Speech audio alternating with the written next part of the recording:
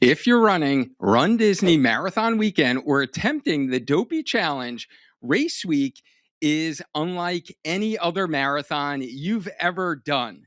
You'll wake up at 2 a.m., stand in corrals for 90 minutes in the cold, and navigate Disney parks while running 48.6 magical miles in 4 days.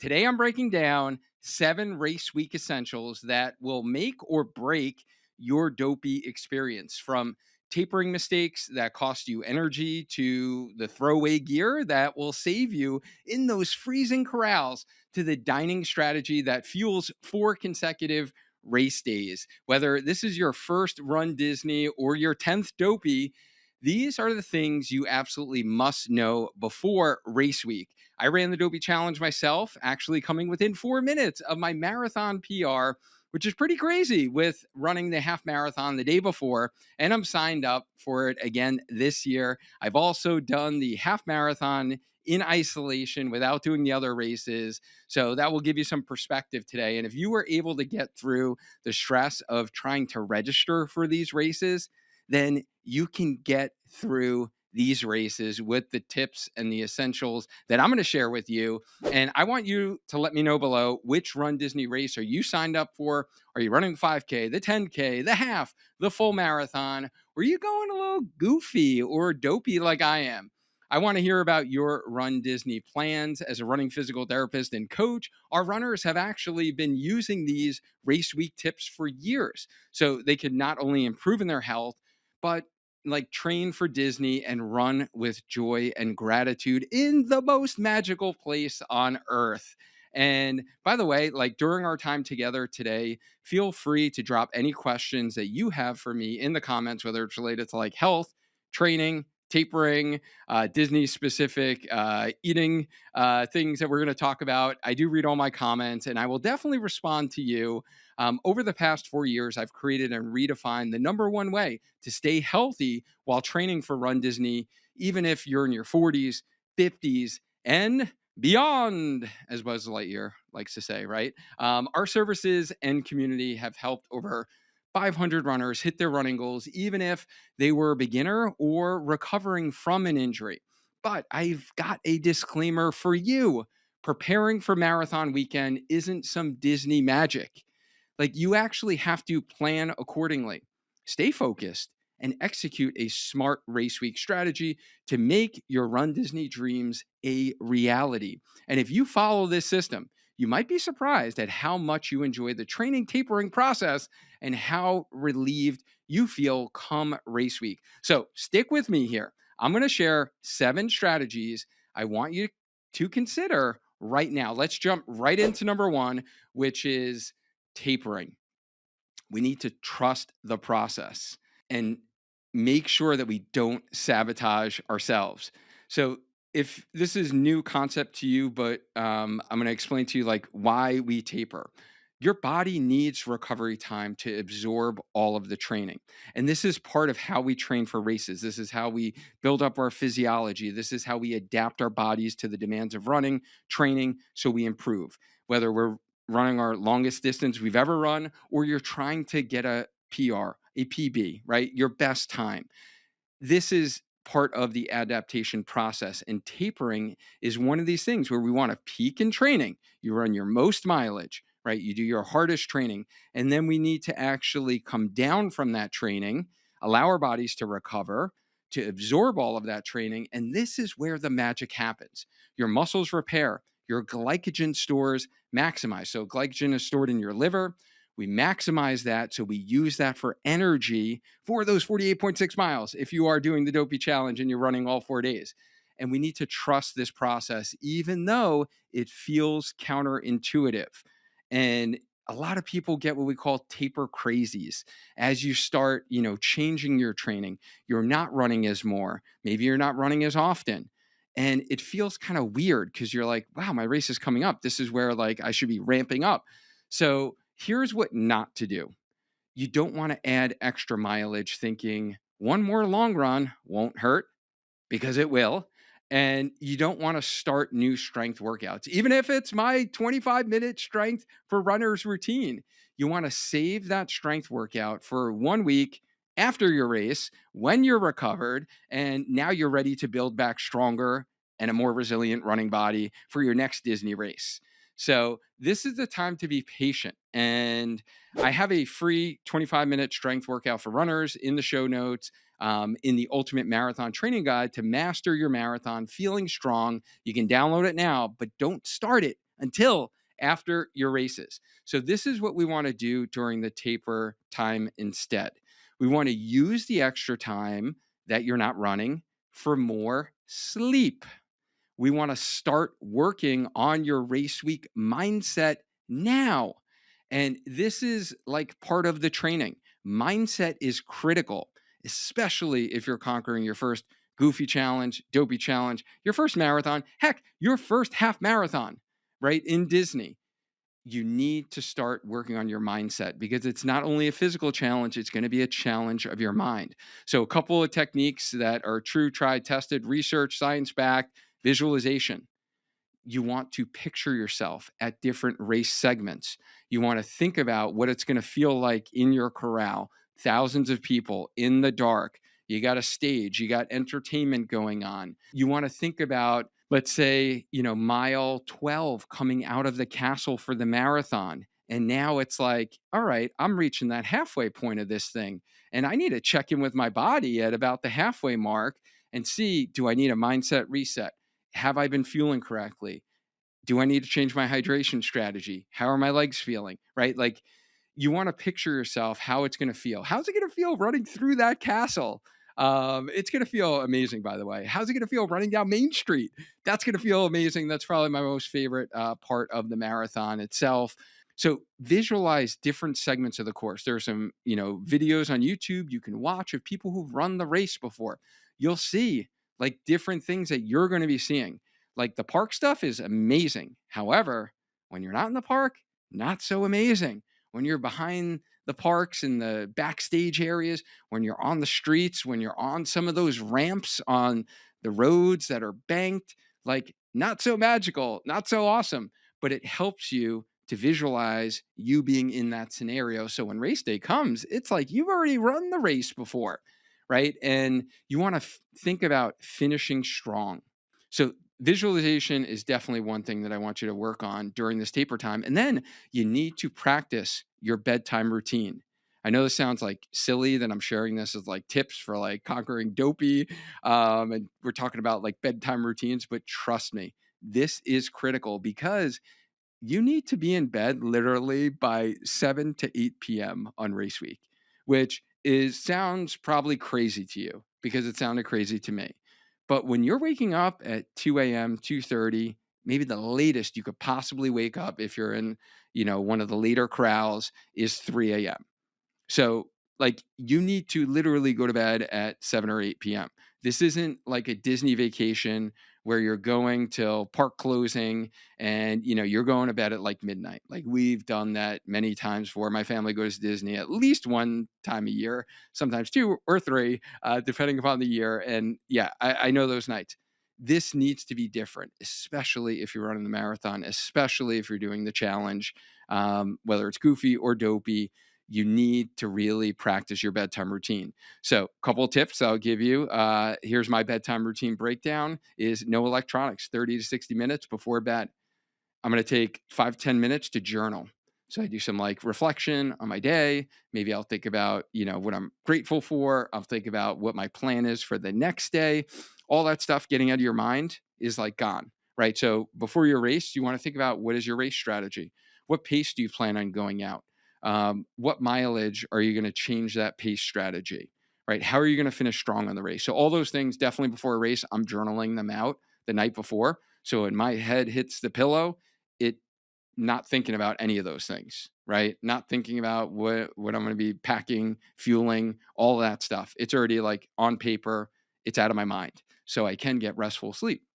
And then I do a 5-10 minute guided meditation that will certainly help control your breathing, wind down your system, stimulate the parasympathetic nervous system. And then I do some reading until I fall asleep. So that's my routine. If you've never done any of those things, I would just challenge you to try one of them from now until race week. And you will notice a difference that you will fall asleep easier and you'll probably have deeper, more restful sleep. I've been doing that routine for a good 4 to 5 years now, has certainly helped out, ease my anxiety, helped me get better sleep and actually feel recovered from training. Recovery, by the way, is a part of the training. So that is one of the like 6 steps to growing in your running journey. And sleep is literally the best hack that you can do for recovery from your RunDisney training. And it's free. We can all do it. Just we don't prioritize it. That is the problem. And trust me, I didn't prioritize it for many, many, many years. So I've noticed an extreme difference in my marathon training cycles when I do have really good sleep hygiene, sleep patterns. All those things I mentioned are going to signal your brain that it's time for sleep. The key is don't try that like race week for the first time in Disney. You need to do that now. Like starting tonight, you need to implement that because then when race week comes, it's like habit, right? It's just like brushing your teeth before bed. You've developed a habit. It's signaling your brain that it's time to calm down.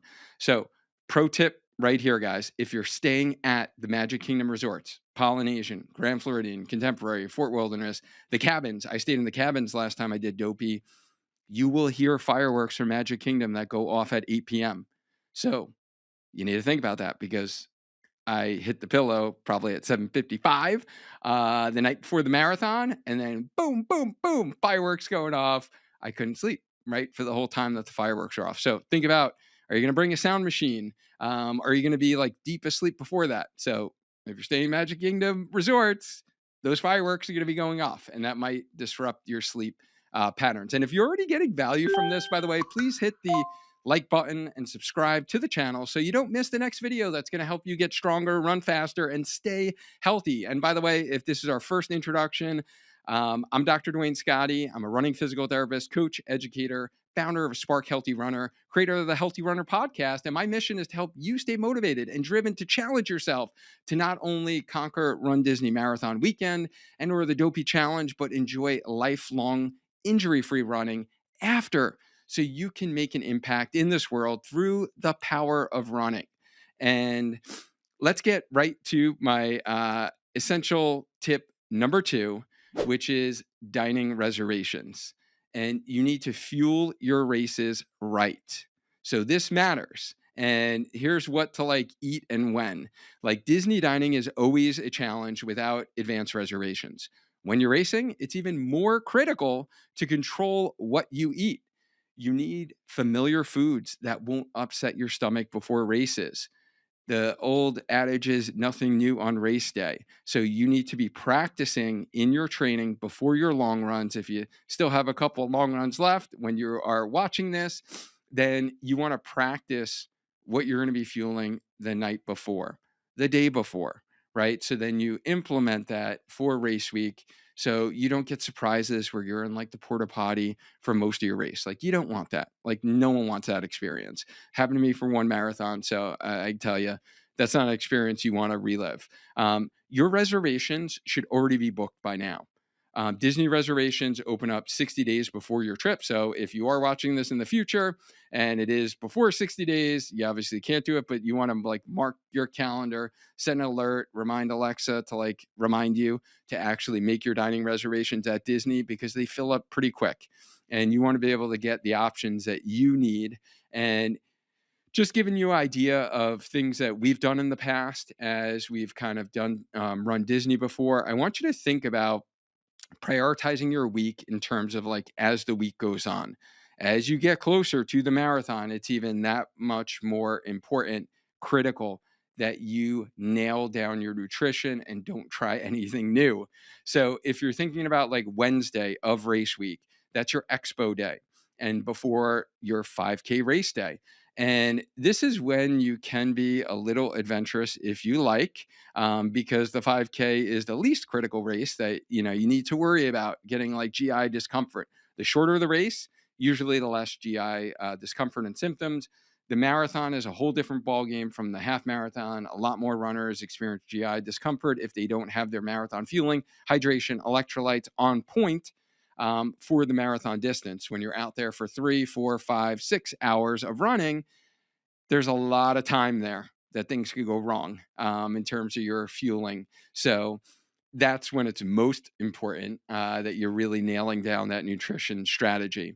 So Wednesday, if you want to try out like a Disney restaurant that you love, this is the day to do it. For me, like ones that we love, Summer House in Disney Springs. Usually you can get pretty kind of like clean food there that aren't like too crazy, crazy sauces, things like that. So that's a good suggestion for you. And then you want to think about Thursday before your 10K race. You want to think also as we're starting to, because this is really the first day for those that are running the marathon, that you want to start carb loading, we call it. And we don't get crazy and just eat like plates and plates of pasta for carb loading. You want to think about small, manageable portions throughout your day. You're just increasing the percentage of carbohydrates that you normally eat and decreasing your protein and fats a little bit.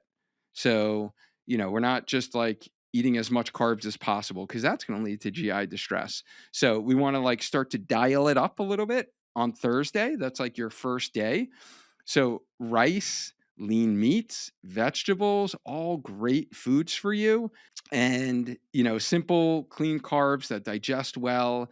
For me, like I have a reservation at a Japanese restaurant in Epcot in World Showcase there. Like we love the food there. And, that works out great. For Friday, before your half marathon day, a restaurant a suggestion that I'll give you that we enjoyed, and we're going to do that again, is Ale and Compass at Yacht Club. And the nice thing about that one is you can walk right into Epcot after your lunch/dinner. And that's the other thing, guys. When you're making dinner reservations, you're not making them like when you normally eat dinner when you go to vacation in Disney at 6 p.m., 7 p.m., 8 p.m., because that is way too late to digest everything you need to digest when you're waking up at 2 a.m. And if you're going to sleep at 8 or 9 p.m. or 7, 8 or 9 p.m., right? So you want to think about making like lunner reservations at like 3 o'clock, 4 o'clock, I would say probably the latest that you have your last big meal before you go to bed. And the nice thing about Ale and Compass near Yacht Club, you can walk over into Epcot and then get some photos with Donald in Mexico since you'll be running his half marathon race the next day. So it's a nice, like, convenient location. It gives you some solid pre-race options. I felt like the menu there was like multiple things that I could have eaten, and I know like it wouldn't have like irritated my stomach at all. Some alternative pasta rice options that are really great before running a half marathon, before running a marathon. Terralina Italian restaurant in Disney Springs, very good food there. I think you'll get a lot of pasta options for you.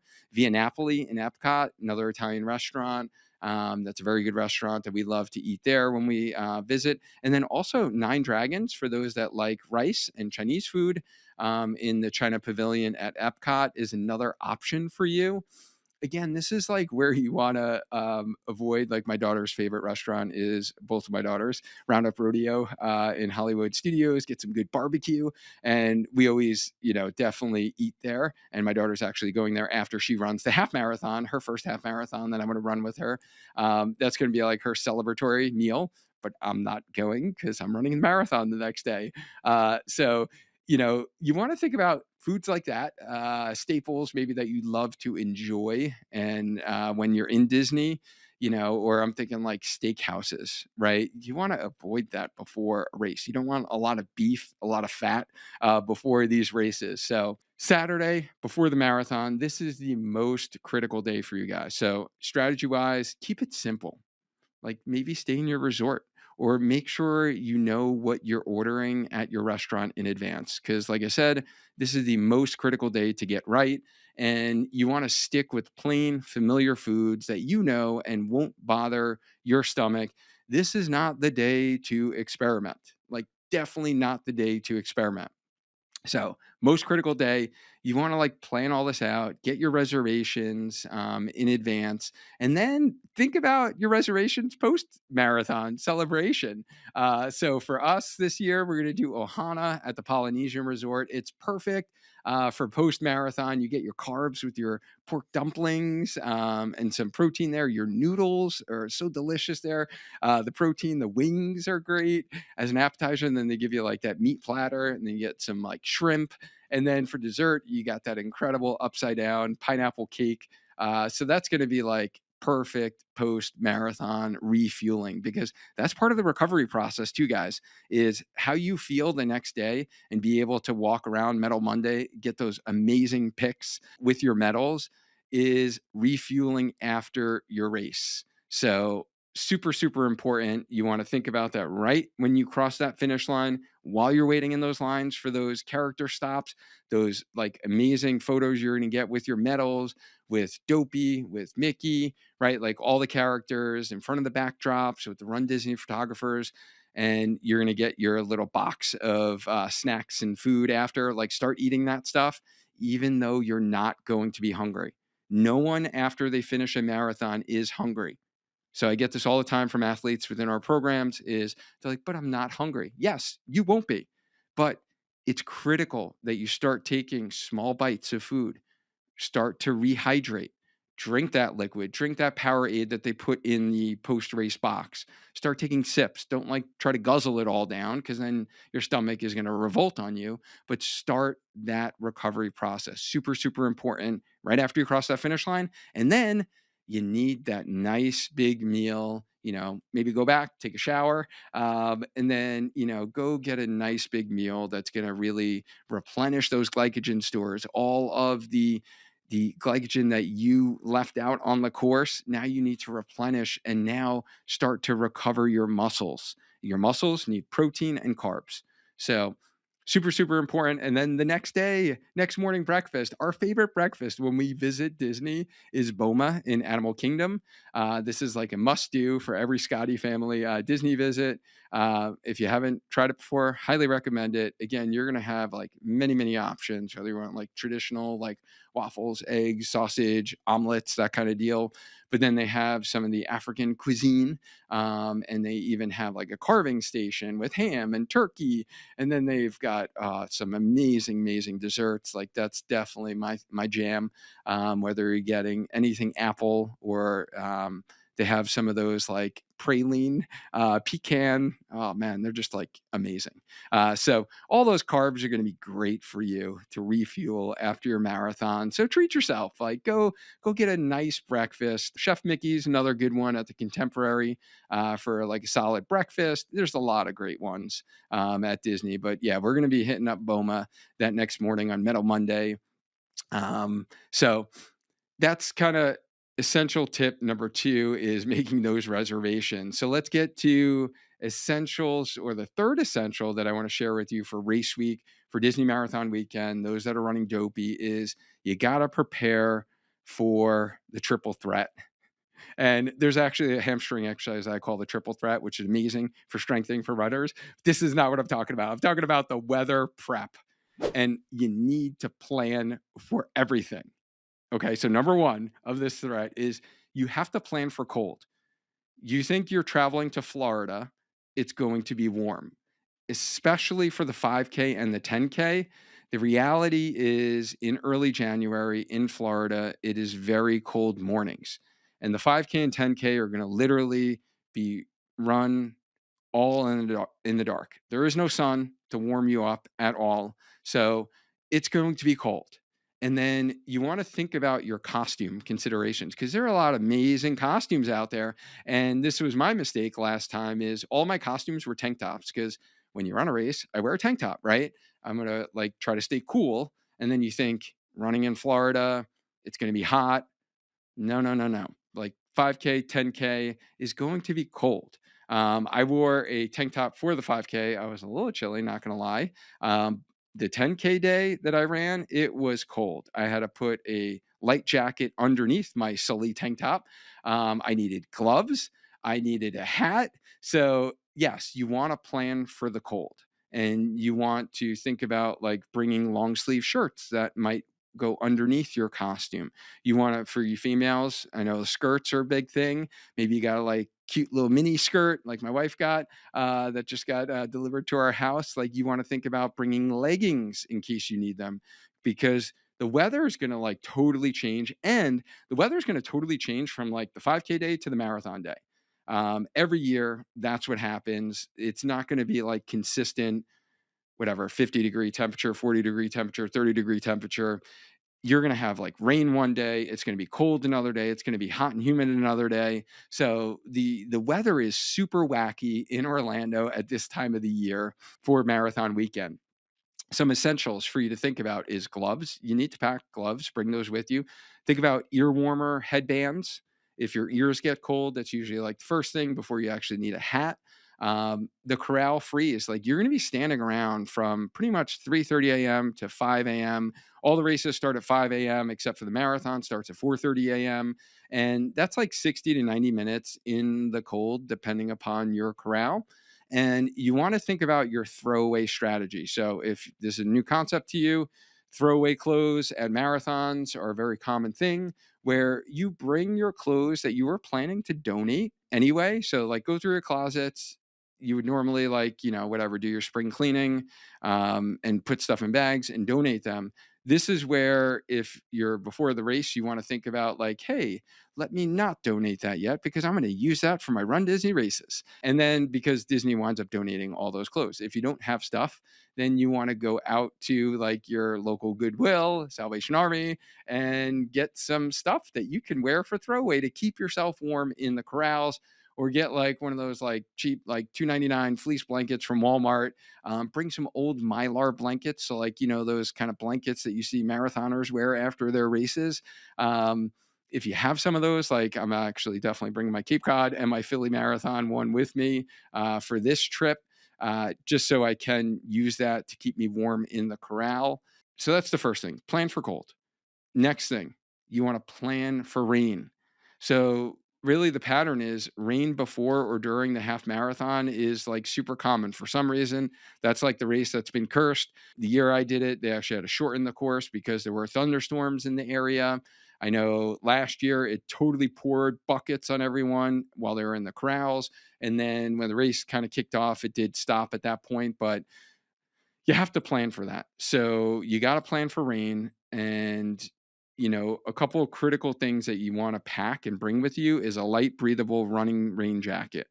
So one that is meant for runners. They usually have breathable areas in like the armpit area that will help like wick away sweat.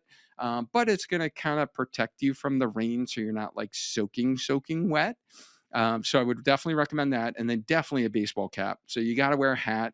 And the reason is the brim keeps the rain from going in your eyes. If you've ever run in the rain, super annoying. It helps keep some of that like wetness out of your face. So it makes a huge difference in visibility and comfort running in the rain. And for those of you who are still training and you never ever run in the rain because you always move that run to the next day or you always run on the treadmill, I highly encourage you to go out and run in the rain. So it's not your first time running in the rain on race day, because then anything new is like, your brain starts going out of whack. You get really stressed, anxious, your heart rate goes up, the effort level feels harder.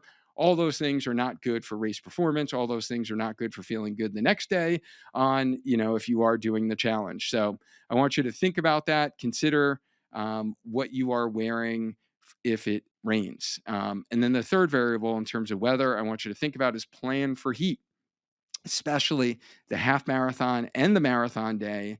And the reality is the sun will be out, especially in the later corrals.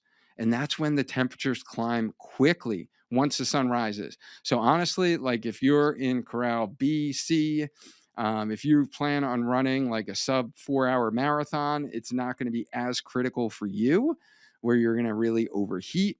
But if you're anything later than that, the sun's going to come out, the temperature is going to rise, and you're going to need a couple of things. Sunglasses, number one, a hat to actually shade your face, or a visor, sunblock, which is like weird to think about putting sunblock on at like 2 or 3 a.m. before you're leaving your room and when it's pitch dark, and all the other races that you did during the week were pretty much almost in the dark. Unless you live in South Florida, South Texas, or Arizona, you haven't like done any long runs in heat during your training recently. So you will feel the heat more than usual. Your body isn't acclimated to running in warmth, and heat impacts performance significantly when you're not adapted. So you want to plan accordingly with hydration and pacing. And you want to make sure that you are checking the weather. You're checking the most important variable for you to look at in terms of weather is the dew point.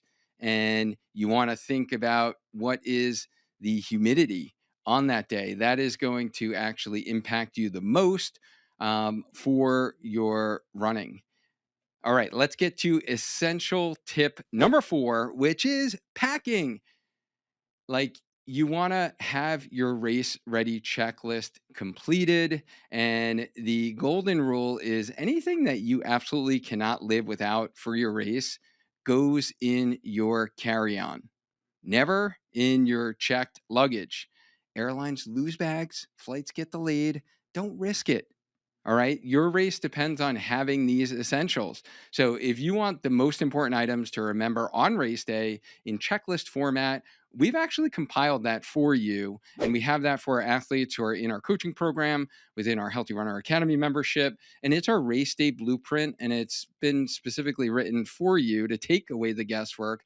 And it includes a race ready checklist as well as a race day game plan on terms of like planning what time you're going to be leaving your room, what time you're going to actually get to your corral, what time you're going to actually have your pre-race fuel, whether it's that banana or you're going to have a bagel with peanut butter, right? It's going to provide you the structure that you need for your big half marathon or marathon day or both days if you are running goofy or dopey.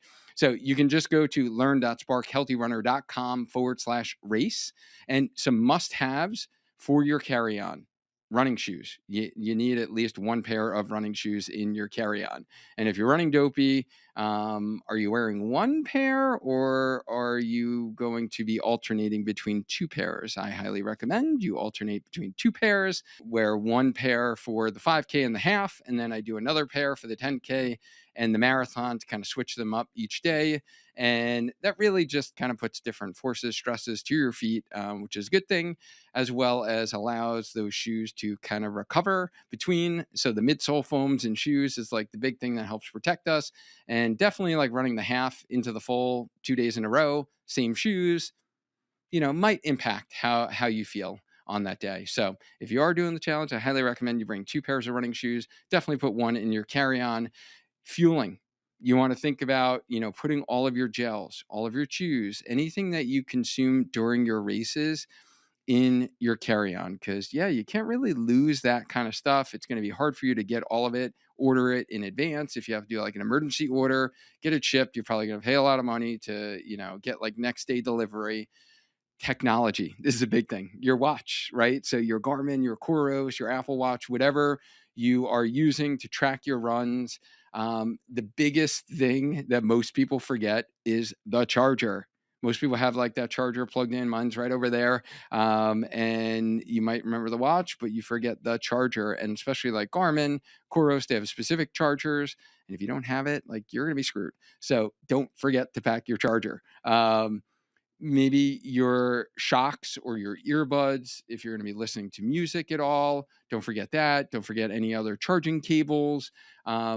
You can definitely learn more about packing for a destination race in episode 222 on the Healthy Runner podcast. We gave like a deep dive on insider tips for race travel. So you can catch that video within the free marathon guide download that I have linked to this training. And then you need to remember your race outfit. So what are you wearing for all 4 races if you're doing the challenge? So what are your costumes or your race day clothing? And, I want you to think about your throwaway layers as well. We already mentioned that before. But then, make sure that they are warm enough that you can discard them before you actually start running your races. And you want to think about what are you wearing during your race? Make sure that is weather appropriate, as I already mentioned. And then think about what are you wearing after your races. So are you going to be wearing compression socks, especially if you plan on going to the parks after the races? And I highly recommend, most important day that you need to really lay low is after that half marathon, before the marathon day. that is not the day to go into the parks and walk around for 8 hours, because you will feel it. That time on feet, from already being on your feet for hours before you ran the half marathon, the time it took you to do the half marathon, the time it took you to take all those post half marathon photos, right? That is a lot of time on your feet. So you need to think about limiting that time. But are you going to be doing compression socks, maybe to minimize some swelling? Maybe it'll make you feel a little bit better, especially if you have poor circulation like I do in my venous system. I like the feeling of compression socks give me. Are you going to be wearing like recovery slides or shoes? Um, I have a bunch of pairs that I love to wear. And, you know, you're going to want your feet to breathe a little bit after being in your sneakers for so long and being in those. You want to think comfortable, warm clothes. You don't, one insider tip here, guys, is you don't need to pack a lot of post race shirts, because you're going to be getting a whole lot, especially if you're doing the challenges, right? So for Dopey, you get 6 shirts that you're going to be wearing after the race. For Goofy Challenge, you get 4 shirts. And you're going to probably most likely buy another Run Disney shirt at the Expo. So don't overpack your shirts, because you're going to be leaving with a heck of a lot more. You're going to be leaving Disney with a heck of a lot more than you had when you went. So yeah, quick tip there. Like, everyone wears their post race, shirts after the races, when you're in the parks, when you're in Disney Springs, when you're in your resort. So it's like kind of like a badge of honor kind of thing. So wear that after your race, after your shower, like throw on that day's shirt. It's kind of like a fun thing to do. And so don't pack a whole lot of shirts, because you're going to be getting lots of shirts. Another pro tip I'm going to give you is bring all of your individually race clothing, put them in like gallon, quart size Ziploc bags, and you can kind of label them like 5K, 10K, half marathon, marathon day. And then a nice thing with the bags is, if you're not doing laundry on Disney property before you actually fly home and you got all those stinky clothes, you can just put them back in the bag, seal it up so you don't have all that stank in your room, in the airport, in your bag, in your luggage. So yeah, bring those in individual bags. It makes it a lot easier for you to like make sure you have everything for that particular day. And then you just take it out of your bag night before, lay it out, take that like flat, picture of your outfit, getting pumped up for the next day. And then you can, like, when you're done with the race, put it back in the bag, like I said, when you go home. So you're nice and organized. Think about, what recovery tools are you going to bring? Are you going to, we already talked about like compression socks, recovery slides, whether it's like UFU, Hoka, Kane shoes. I have like all those. Foam roller. If are you going to have space? Can you get a travel size one? I actually did, last time I did the Disney Challenge, I specifically got a foam roller for that. That's travel size. It's like this big, and it's actually hollow in the inside, and you can like stick stuff inside for your packing, which works out pretty darn good. Are you going to bring like a roller stick or a massage stick? Are you going to bring a release ball for targeted muscle work? Are you going to bring like toe spacers or toe splays for foot recovery to help increase circulation into your foot? So these are all things that I've like talked about before in different like recovery trainings for races, but things that work for you, things that you think will be helpful for you to have, remember to pack them. And if you want to learn more about the best recovery, mobility, stretching exercises for running that just make a massive difference in keeping you healthy as a runner, this is all I talk about in my free newsletter, Healthy Runner. Link in the description for that.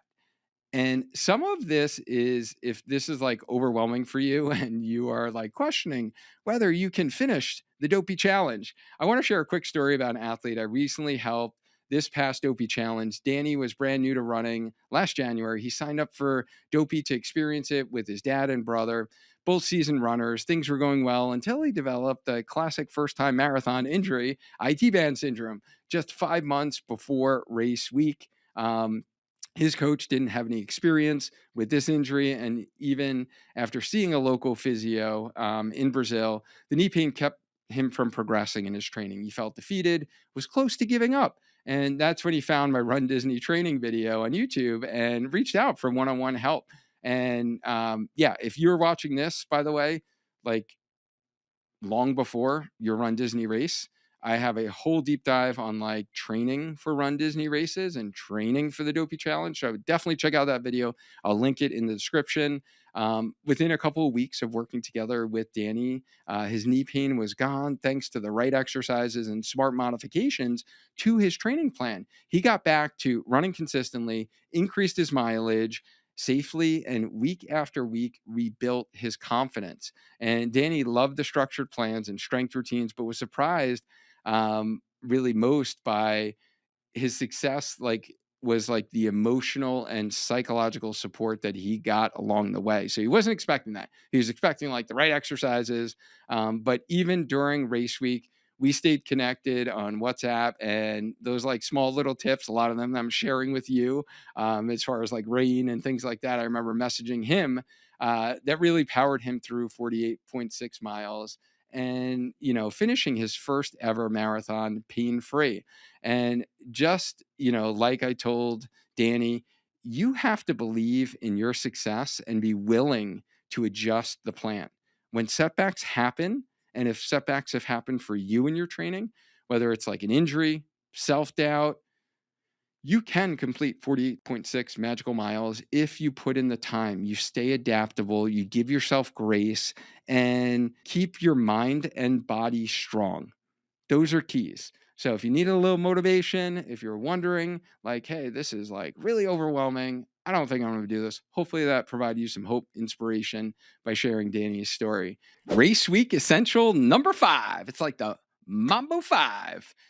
Expo game plan. Like this is critical, guys.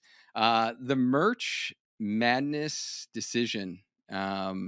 This is like madness in Disney. If you've never experienced this, it's almost like registration where you feel like it's the Hunger Games. Yeah, people like you see all different types of people, and people just like lose all of kindness and yeah, like thinking of others in this situation. But you need to go early if you want the official Run Disney merch, like what I'm wearing right now. Um, for Dopey marathon and half marathon, the jackets are like gone within the first hour. So if you did really want one of those, you need to go like super, super early. It's absolutely like bonkers, madness, crazy. People line up for the expo opens, but you do have to get a virtual queue.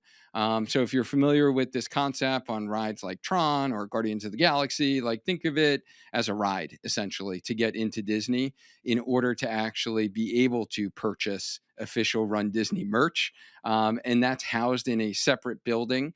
There are actually like 3 different buildings in part of the expo that you're going to go at ESPN Wide World of Sports. So if getting that official jacket is important to you, like make sure you got fast fingers, you get in that virtual queue quickly and plan to be there at the opening. Guests can actually join the virtual queue from the comfort of their hotel room or home, as long as you're within like 45 miles away from Walt Disney World property. And to enjoy like all of the Run Disney Health and Fitness Expo offerings, you need to arrive on site when you have approximately 60 minutes remaining on your estimated wait time. So basically plan to get there physically earlier than what your queue time says. You're going to get like this QR code that you present for entry. So it's not like you just go into like any race expo and you just like walk in and start like shopping. This is like a process to get this virtual queue, get your QR code. It is required on that first day of the Run Disney Health and Fitness Expo for each race weekend. The following days, it's not required when you can walk in, but that first day, that's when like everything gets scooped up. So yeah, like people are literally like sprinting to like the merchandise section. It's like, yeah, crazy. If the merch is not important to you, just go to the expo later. It will be like far more enjoyable experience for you. It won't be as crazy. It won't be like all the madness. So like I would make sure just go later, shorter lines, less crowded, more relaxed experience, and then you can like browse without feeling rushed. So what to expect at the expo? Like I said, it's ESPN Wide World of Sports. The process, there's bus transportation to the expo from all Disney park resorts check the signs in your lobby. It will say like the exact schedule, when the buses go. There's 3 different buildings. Building 1, which is like A on the map. So there's a map if you go to the Run Disney website. That's like the Advent Health area. That's where you get the official Disney merch. You need the virtual queue. This is where the jacket madness happens. This is where you can get the Run Disney themed Brooks running shoes. And as a running physical therapist, I must say, definitely do not get the shoes and then run in the races the next day, unless you know that I believe the models are like the Glycerin and the Ghost Max. At least that's what they've had in previous Disney races, that you've practiced, you've run in them, you know they feel good for you. Definitely don't try a new race shoe for the races. Maybe have them as your post-race walk-around shoe and or training shoe after race week. But that's also there for you. Building 2, which is C on the map. This is a long line just to pick up your bib that will snake around multiple rooms. You think you're getting close, and then boom, you enter another room, and there's like this long wind around line. Bring your registration confirmation, bring your photo ID. It is required. And then just like nice to know, if you are trying to pick up a bib for someone else who's over 18, you actually can't. They have to do it physically in person. I know this because my daughter is 20 and we can't pick up her bib, even though she's going to be getting there later than us. And she's just running the half marathon. So she's going to have to actually go and pick it up herself. Building 3, which is B on the map, is the athletic center. So this is where now you go to pick up your long sleeve race shirt. So I actually have underneath here, this is like the long sleeve race shirt that you get.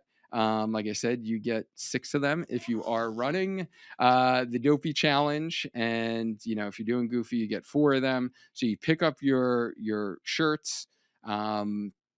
Then there's a full race expo and vendors. So just like typical big city marathons, if you've been to those, you're going to have all the stuff: running gear, nutrition, recovery tools, lots of like Disney specific vendors. If you've been like following the Galloway training plan, like go see Jeff. He's a friend of the show. Awesome guy. I remember meeting him there 2 years ago, and then I had him on the podcast to talk about the run walk method. So if you want to, you know, check out that video, that's a really great interview that I had with Jeff on utilizing run walk strategy. Food and beverage is in this building. So, you know, I don't know exactly what the food and beverage is. So this is where I say you definitely need to plan, bring snacks with you, bring water with you, because you need to be eating, hydrating. Again, this is when your carb load starts for your races. So you need to make sure that you have food.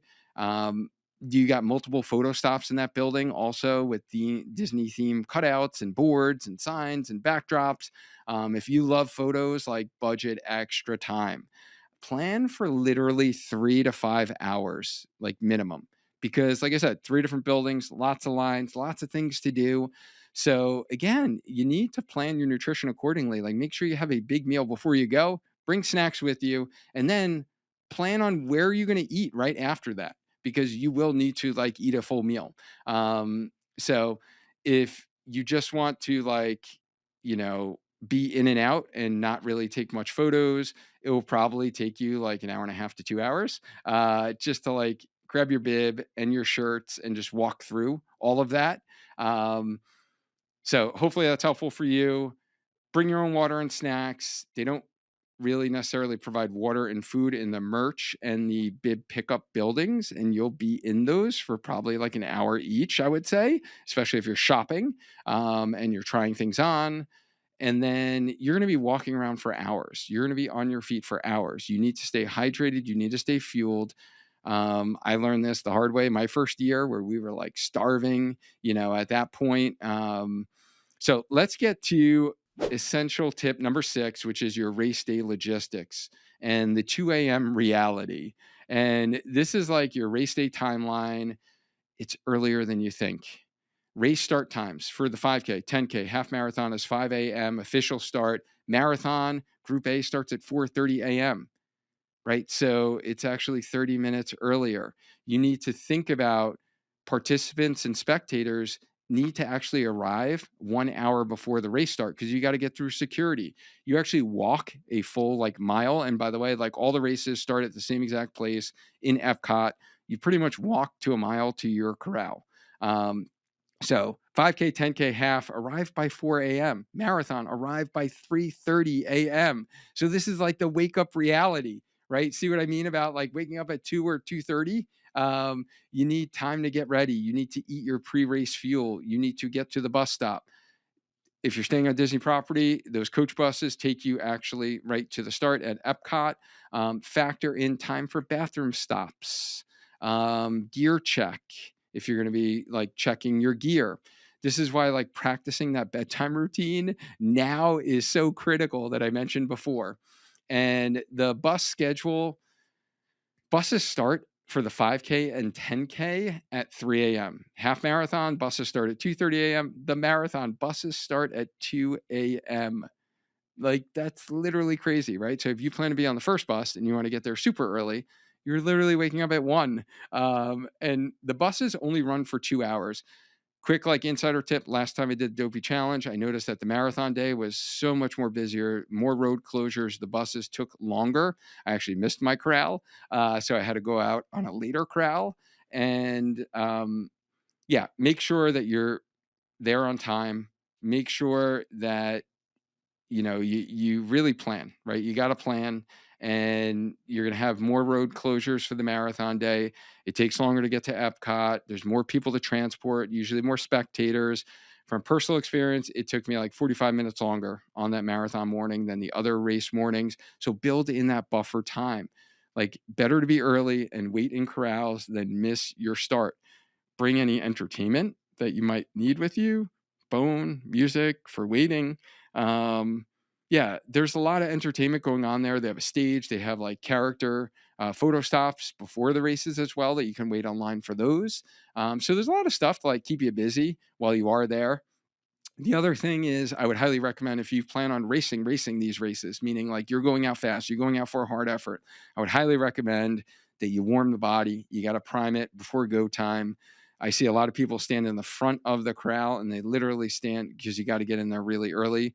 You're standing for like an hour, hour and a half. Um, I particularly like to just hang out in the back of the corral and do my dynamic warm up. And then once our corral goes up, you start walking around. You're primed, you're ready to go, you're ready to race. So if you are going out for a really hard effort, I would highly recommend that you do your dynamic warm up, your pre workout routine that you've been practicing in your training before the actual race. There's actually 7 groups, so letters A through G, that you can be in these corrals or these holding places, and there's different waves within those corrals. So each group actually starts like 5 to 10 minutes after the previous one. So if you're in group G, let's say, plan on starting an hour after the official race start. So if it starts at 5 for the half marathon, you're going to be really starting at 6, right? For the marathon, 4:30, you're going to be starting at like 5:30. So this means even more time standing around, and like plan to be standing like a good hour, hour and a half, or if you want to sit on the floor, you can do that to like save your feet, your legs, and like plan for that cold that I mentioned earlier in essential tip number 3. This is why the throwaway gear is essential. Pre-race fueling strategy. Bring easy to transport carbs with you to the corral because you are going to be waiting for a while. So think about like things that are easily digestible that work for most of our runners: banana, graham crackers, energy waffle, energy bar. Are you going to bring a plain bagel with you and just kind of nibble on it on the way? Don't rely on eating everything before you leave your hotel. You'll need to fuel while waiting in the corrals for hours. Like I eat a small breakfast at the hotel, and then I'll have like banana graham crackers with me in the corral about 30 minutes before my start. So next, I'm going to share with you the course strategy and what makes Run Disney different. But before I do that, if you're getting value from this and enjoying these essential marathon weekend tips, I would greatly appreciate if you hit the like button so I can continue creating free content like this for you so you can maintain a strong mind, a strong body, and just keep running for future Run Disney races. And if you haven't already, let me know below. Are you running 5K, 10K? You doing the half, the full, Dopey? Is it your first? Is it your 10th? Are you like perfect Dopey where you've run it every single year? I want to hear about like your Run Disney plans. Also, if you're loving this content, and then you will certainly love our free marathon training and racing guide. It's specifically designed to cater to both beginner and advanced runners who are seeking to achieve their marathon goals while prioritizing health and longevity and minimizing risk of injuries. You can grab it at learn.sparkhealthyrunner.com/marathon. Essential number 7 is the course realities. And this is what makes Run Disney different. So, course strategy, expect the unexpected. It will be crowded at different points of the race, especially pretty much the whole 5K and 10K races are going to be pretty darn crowded. You may not be able to run at your goal race pace because there are literally thousands of people in front of you. You want to accept that reality now. It's part of the Run Disney experience. Run walker etiquette. If you're a run walker, make sure put that hand up 3 seconds before you actually stop to walk to let other runners know that you're going to be slowing down, and check your blind spot, right? Make sure someone's not coming up on you like right behind you, because you don't want to impede their pathway. And then if you're running, be aware you're going to see a lot of people throwing their hands up. So when they throw that hand up, make sure you're going around, right? Because they're going to start walking and you don't want to like slam into them. So you need to watch out for that. Be aware that not everyone signals and has that etiquette either. Be kind. Don't like curse them out, if they don't signal. They might just not know about signaling. So you need to like stay alert, especially in the first miles. Give people like space who want to pass. Be courteous, like don't go like 5 across. Run walking with your friends, you should only do 2 across. So if you got a big group with you, like make sure you guys are being courteous to everyone else who is there and running their experience. One thing that I shared was one of our members, Tracy, shout out to you. We talked about this during our latest group coaching call within the Healthy Runner Academy, is running in the dark. This is like the hidden challenge that you probably may not be aware of. Literally, the whole 5K, 10K will be in the dark. The half of the half marathon is going to be in the dark. A quarter, half, or 3/4 of the marathon, depending on what corral you're in, is going to be in the dark. So if you are not used to running in the dark, this can be a safety hazard. Less light worsens your vision, impacts your balance, impacts your proprioception, impacts your stability. You're going to see like different ramps or speed bumps that you're running over. You got to be aware. You got to look around your surroundings. We've had athletes in our Spark Healthy Runner programs fall during Run Disney events. So I want you to be ready for this. I'm not to like scare you or anything, but I believe like a big reason is that the darkness, reduced visibility, as well as like changes in light, because you're going to have like character stops where they have these big, huge, like bright lights. And then, 10 seconds down the road, it's going to be more dark. So you're going to be like changing lighting situations as you enter parks, exit parks.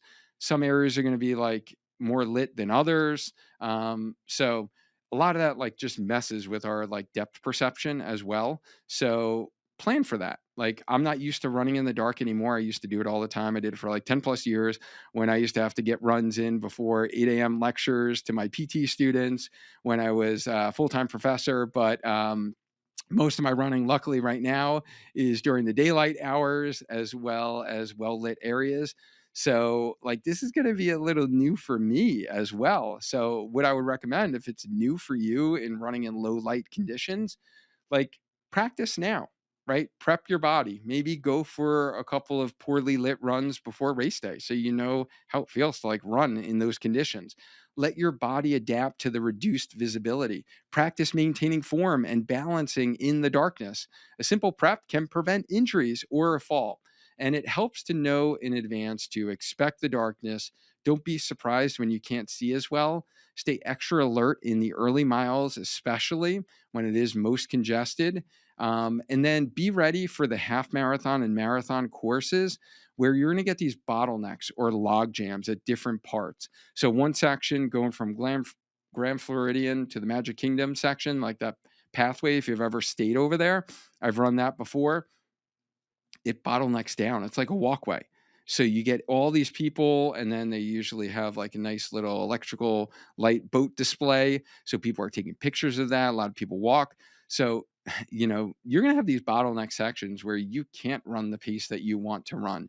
So just be aware of that. that there are these different areas on the half and the full course that just like get pretty narrow. Be patient, like go with the flow. Um, you're going to run through. The other thing I want you to be aware of that sometimes really gets into people's mental psyche during the races is running in parking lots. You're going to run through Magic Kingdom parking lot. You're going to run through Blizzard Beach parking lot. If it is warmer day, they can be really hot, right? The sun's gonna just like cook that pavement. This can be boring for many runners running big loops where you see like runners a mile ahead. A lot of people hate the Blizzard Beach parking lot. So I think knowing it in advance to get your like mental psyche in the right mindset is like key. And this is when the marathon distance gets the hardest. After mile 20, you're going to be at like 18, 20 miles at this point. This is when it's starting to get hard. So being ready for that mentally is key. And it's just, again, visualization, take a look at that course map, think about like, visuals of that area. Think about like following the leader, whatever mantra you're going to tell yourself when the going gets tough. That like just be ready for that. I think awareness is like the key because I just ran Philly Marathon recently and it was a boring section at like mile 18 to 22 that I wasn't aware of on the course. And it really messed with me mentally in terms of like performance and keeping my pace. So I'm letting you know so you are aware of this, that the parking lots might be a little bit more challenging for you, whether it is Magic Kingdom or the Blizzard Beach parking lot. And next, we're going to get to the fun stuff that really, this is where like the magic happens, right? So the character photo stops is super fun. And this is like where, people like to enjoy during these races. I want to tell you there are going to be multiple character stops throughout each course. The first couple are always the most crowded. So if you want like photos but aren't particular about which character, um, wait for the second half of the race to actually stop for character photos because the lines aren't going to be as long. Lines get shorter as you go. Like last time I ran the marathon, literally I got like 4 character stops. I think it was like Flynn Rider, Goofy, Anna and Elsa, literally no lines. So like just run up, take your photo, and then you just like continue. So yeah, like that's going to happen, especially for the half marathon and the marathon distances. There's going to be lots of like, characters. Also, if you want a character photo, like maybe do a couple of characters early before the race. Cause like I said, there are some then, and then after the race, there are lines for characters as well. So there are other opportunities where you don't necessarily need to do them at all the races. However, like the cool thing about these races is that you're going to see characters that you never see in the parks. So there's going to be like the random character. There's going to be like Kevin from, the movie Up, who's going to be like hanging out in Animal Kingdom. So there's going to be like these characters that you've seen in different like movies and stuff. You're like, I never see that character in the park. So, people like that. But just to give you a little heads up, that lines definitely get shorter as you go. Some marathon specific perks is like you can go on rides during the marathon. Particularly Everest is like the big one. Expedition Everest and Animal Kingdom, maybe Tower of Terror and Hollywood Studios are usually the rides that are open. And it all depends upon when you run through that area of the park. So pretty cool for some. Definitely not my cup of tea to do that in the middle of like the end of a marathon. But if that's your thing, like, yeah, it's totally cool. Like, what other marathon can you go on a roller coaster during your race? So, big picture, guys, like, you need to have fun. Take it all in.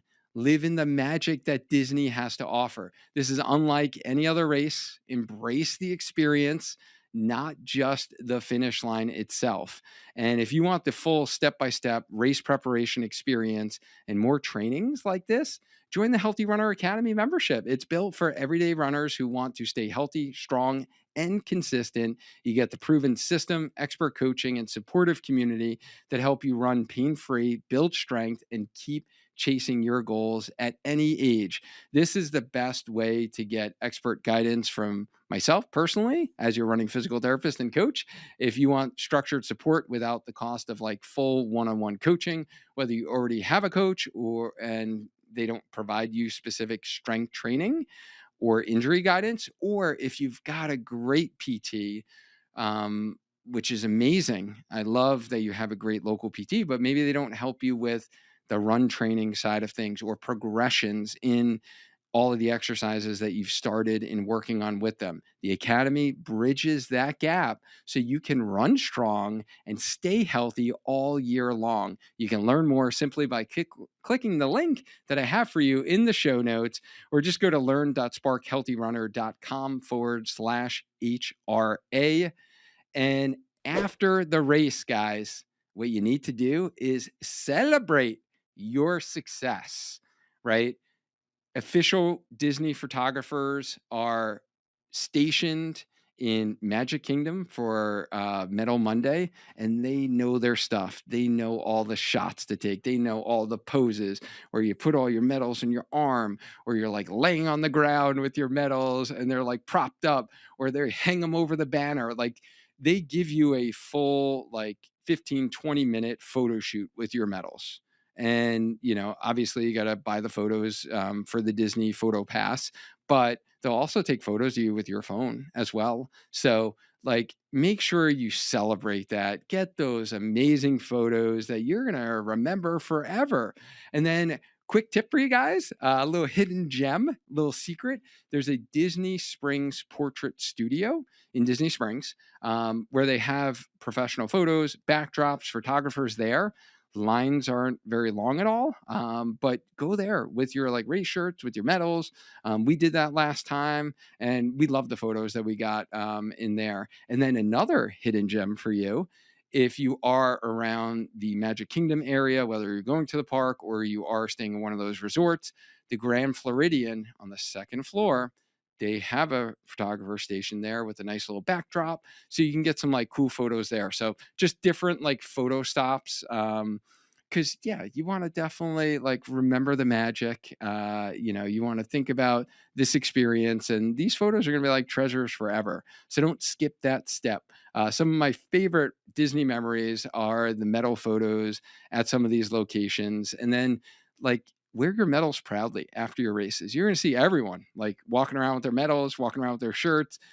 So wear it around Disney Springs, wear them into the parks. Cast members are going to be congratulating you. Other guests are going to celebrate with you. It's like part of the Run Disney culture. So, you definitely want to be able to, take it all in and like get some like high fives from strangers. And if you're like at a crossroads right now with tackling your first Disney marathon, on one side is like the obvious safe route with shorter races you've completed for years, or like there's this dream marathon that you've always wanted to pursue and you're wondering which one should you choose. Like that's the exact problem Sonia faced. On one hand, she was like completing 5Ks and half marathons, like they were going out of style. And then on the other hand, she had a desire to conquer 26.2. Then she discovered something that suddenly made everything click. She conquered her first marathon in Disney by overcoming her fears. And she was guided by Coach Latoya on our team as she went through that training. And when you follow the 7 race week essentials that I talked about here today, you're not only going to survive marathon weekend, you're going to run every magical mile with confidence, gratitude, and joy. And I hope like I see you during race week. I hope these tips were super helpful for you. And if they were, like definitely hit that like button. It will help like more Disney runners find this. And then also recommend it to your like Disney running groups. If you have friends who are running Disney, like copy the link wherever you're listening to this or watching this, share it with them, throw it in some of your Facebook groups for others who are wondering about some of the things that we addressed during today. And you can run with confidence, gratitude, and joy. Just ask like runners like Alicia, who she was like devastated after a quad and groin injury, ended her Chicago marathon training, and menopause symptoms made her feel like her best running days were actually behind her. But she truly believed that she was just like injury prone. And after finding the Healthy Runner podcast, she realized she could rebuild safely. And when she signed up for the Dopey Challenge, the year she turned 50, she reached out because she wanted to train smart, avoid overdoing it, and enjoy every moment with her friends. And with the right plan, strength work, mental strategies that we provided for her, Alicia not only stayed injury free, she crushed all 48.6 magical miles and called it a dream come true to start her milestone birthday year. Or take Katie for an example. She started running before having kids, but once she became a mom, she didn't have time to research training plans, figure out like strength on her own after working with Coach Whitney on our team, even while displaced after, a tragic hurricane, damaged her home. She gained clarity, structure, strength. She went on to conquer Disney half marathon feeling more capable than ever. Then there's Stephanie. Stephanie was training for Dopey as only her second marathon when IT band syndrome almost took her out of the race entirely. And by modifying her plan and using strategic run walk approach, she kept training safely and arrived at the start line confident. She felt like so good race weekend that she just ran the last 6 miles of the marathon completely pain free. And I can't forget Becca. After battling stubborn knee and shin pain coming out of the New York City Marathon, she rebuilt her strength with guidance from myself, Coach Lou on our team. Not only did she conquer her first Disney marathon, she returns year after year, staying healthy and strong every time, crushing some PRs recently. As you can see, like you can conquer the Dopey Challenge. These are just 4 examples from dozens of runners we've helped take on Run Disney weekend with confidence. So Run Disney Marathon Weekend and the Dopey Challenge are bucket list experiences for many runners. Yes, you'll wake up at 2 a.m. Yes, you'll stand in cold corrals. Yes, you'll run through parking lots, but you'll also run through Cinderella's castle, high five characters, and earn some of the most beautiful medals in running. These essential tips that we shared with you today will help you prepare for race week so you can focus on the magic, not the logistics. And if you haven't downloaded my free marathon training guide, then grab it in the description below. It will help you train smart and stay healthy through race day. My name is Dr. Dwayne Scotty, and my mission is to empower you to feel strong and confident in getting faster so you can enjoy lifelong injury-free running. I'm the founder of Spark Healthy Runner, and you're watching the Healthy Runner podcast channel. If this video helped you prepare for Run Disney, hit that like button and subscribe to the Spark Healthy Runner channel for more marathon training and injury prevention content. This training was all about how to execute a smart Run Disney taper in race week to conquer marathon weekend with joy and gratitude. Now learn how to recover after your marathon by avoiding these 5 common post-marathon mistakes in the video that I have for you next.